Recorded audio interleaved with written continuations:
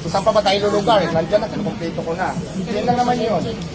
Diba ako wala akong inaano kasi rights nyo yan eh, taga-sitol tayo. Pero sana lang maging patas tayo. Kasi napapansin ko talaga ngayon, super ako lang lagi nakikita nyo. Sa totoo lang, wala nang, ano lang, street food vendor lang po ako, yun lang ang concept ko. Ang hirap din mag-provide ng puhunan. Ito nga, may nagmagandang na tao, nandito ako lang, kasi dati nasa kalsada ako, so preparing kayo. Kung nakapisto ako dito, ano naman mga hinahanap nyo. So gusto ko maging patas lang. Kasi sa lahat ng vendor dito, sa dami namin, ako lang lang nakikita nyo. Diyan lang naman yun eh, maging patas lang sana tayo. Pero ako wala akong ano doon sa inyo, pero sana na maging patas mo tayo ha. Kasi ako nagpag-comply na ako pag sinabi ko buwali ganito, ito na ito ganito. Yun lang naman. Yun lang naman. So ngayon, pero gagawin ko pa rin yun pag-comply pa rin ako sa inyo. Pero siyempre, at least alam nyo lang din. Kasi kung hindi na ako papayagan ako na pag-comply ako, so mag-illegal na lang tayo. Kasi ginagawa ko na para maging legal ako. Lahat ng papel nyo, pupunta naman ako doon, pag-coordinate naman ako, bakit may closure order pa rin?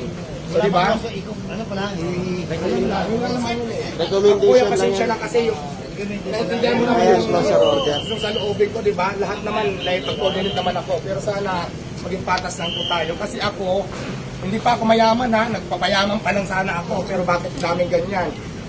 Dahil ako sa hirap, alam yung sitwasyon ko, nagmula ako sa ilalim ng tulay. Sa kasipagan ko, may ganito na ako, ang dami yung ano.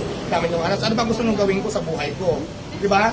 Pilipino din ako, taong Pilipinas din ako, butantin nyo rin naman ako dito sa Pasay. Yun lang naman sa akin. Wala akong question doon, pero sana naman, di ba, lahat naman ng papel pinalo ko naman. Pag sinabi, sanitahin, nagpagawa ko ng kitchen dyan. So ano pa ba, hindi pa yan tapos, ito na rin hindi na. Ano siyo ko, sumagot ako dyan ha. Ano ba yung unang hinala nyo dito? May pag-coordinate ako. Binasa ko sa City Hall.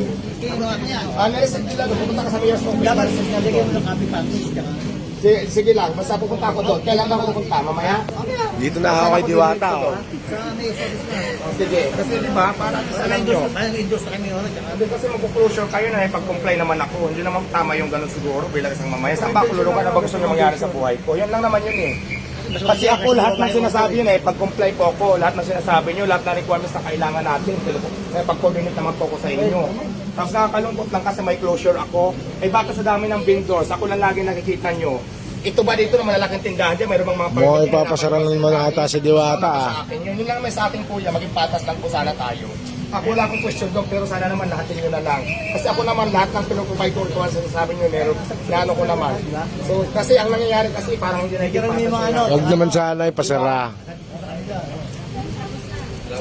Laban lang, Diwata, laban lang. Kasi alam mo sa totoo lang na Kaya mo yan, Diwata, kaya mo yan. pag-coordinate ako sa inyo. Lahat, all in all. Kaya mo yan, Diwata, kaya mo yan. Bawal masiso. Kaya mo yan, Diwata. Walang alik.